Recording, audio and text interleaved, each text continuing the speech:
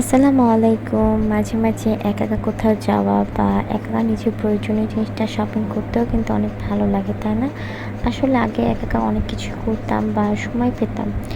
আর এখন লাইফে এমন এক ধরনের চেঞ্জ আসছে যে এত বেশি ব্যস্ত হয়ে গেছি নিজের প্রয়োজনীয় জিনিসটার জন্য আর আসলে সেভাবে কোনো সময়ই হয়ে ওঠে না। আজকে দুপুরবেলায় তাই হুট করে একটু সময় পেয়েছিলাম যে বাইরে যাবো সে কথা ভেবে। আর বাইরে এত বেশি রোদ ছিল, একদমই ভালো লাগছিল না। আর আমার টুকিটাকি খুবই সিম্পল জিনিসগুলোর খুবই দরকার ছিল। আর আমি যার জন্য একাই বাসা থেকে বের হয়ে গেছিলাম যে আমার প্রয়োজনীয় জিনিসগুলো নেব। তো আজকে বাজারে গিয়ে হট করে মনে হলো যে একটা বাসায় পরার জন্য একটা এরকম সিম্পল একটা স্যান্ডেল নেব।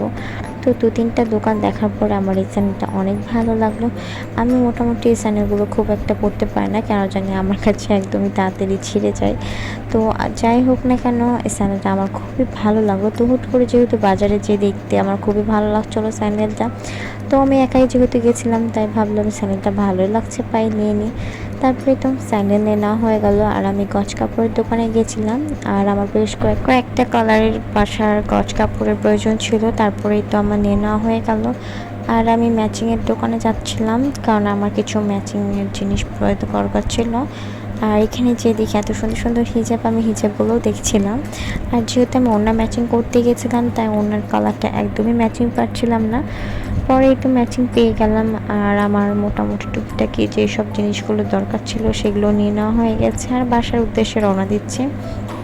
যেহেতু আমার বাসা থেকে বাজার খুব একটা বেশি দূরে না, তাই তো হুট করে বাসা থেকে বের হলে বাজারে চলে গেছিলাম আর এই তো নিয়ে আসা হয়ে গেল।